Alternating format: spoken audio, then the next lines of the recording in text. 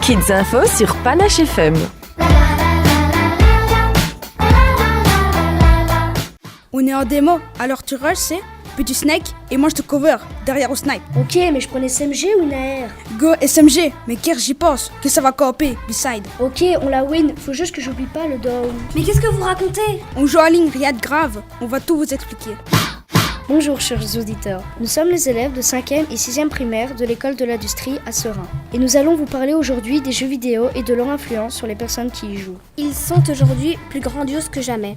Tout le monde y joue, des tout petits aux retraités, comme passe-temps pour les enragés ou les compétiteurs professionnels. Mes parents disent que les jeux vidéo sont inutiles, ils ne nous apportent rien de bon. En effet, certains enfants sont tellement concentrés sur leurs jeux, ils sont comme hypnotisés, qu'ils ne répondent plus à leurs parents, à leurs amis, et quand ils le font, ils peuvent se montrer agressifs. Ils sont moins sociables et peuvent rester des heures et des heures sur leur console. Parfois même, ils sautent des repas et dorment très tard, voire ne dorment pas du tout pour continuer à jouer. L'aspect le plus négatif du jeu vidéo est la violence. Dernièrement, un jeune garçon de 18 ans a poignardé sa maman de 24 coups de couteau car celle-ci a eu la mauvaise idée de lui retirer sa connexion Internet. Autre cas, en Russie, 2 garçons se sont battus suite à un duel en ligne.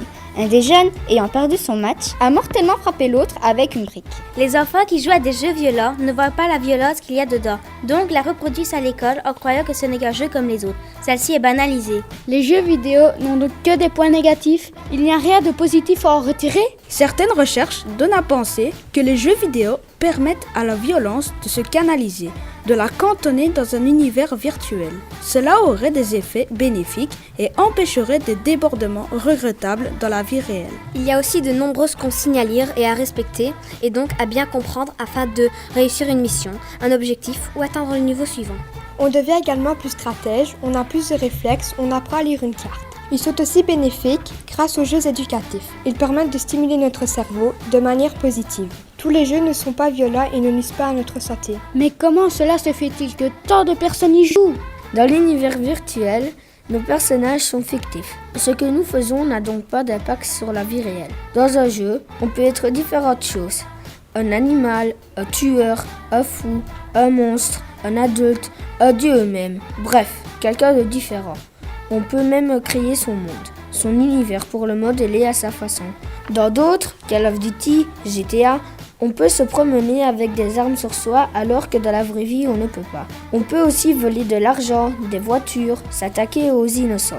On peut enfreindre les lois sans être puni, ce qui est impossible dans la vie réelle. Mais on peut aussi vivre des moments fantastiques, sauver des gens, des animaux, le monde. Les jeux permettent également de voyager dans des endroits qui peuvent nous sembler inaccessibles. Mais qu'est-ce qu'une personne accro aux jeux vidéo? Quand le devient-on? On peut se sentir contrôlé, possédé par un jeu. On a besoin d'y jouer, de passer un niveau, de terminer une mission, de vaincre un boss. Certaines personnes ne parlent que de cela. Elles sont omnibulées par le jeu. On peut se considérer comme accro lorsque l'on a besoin de notre dose pour se sentir bien. À cause d'un temps de jeu excessif, des jeunes sont en manque de sommeil et s'endorment en classe. Les résultats scolaires chutent. Certains vont même jusqu'à sécher les cours. Lorsqu'en rentrant de l'école ou dès que l'on a quelques minutes, on allume la console ou l'ordinateur, on peut se considérer comme dépendant aux jeux vidéo. Que peut-on mettre en place pour ne pas devenir accro aux jeux vidéo? Les parents peuvent établir un planning pour les enfants en instaurant des heures, des jours et ce à quoi ils peuvent jouer pour ne pas le devenir. Il ne faut pas trop limiter un enfant, sinon il voudra braver ses interdits.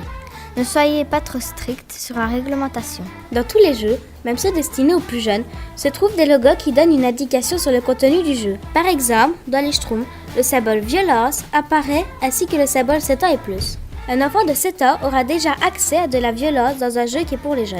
Plus alarmant encore, des jeux exclusivement réservés aux 16 ans et plus se retrouvent dans les mains d'enfants de 10 ans et moins. Les parents ne respectent donc pas les symboles sur les boîtiers, ce qui est plus grave encore car ils sont supposés surveiller et réglementer leurs enfants.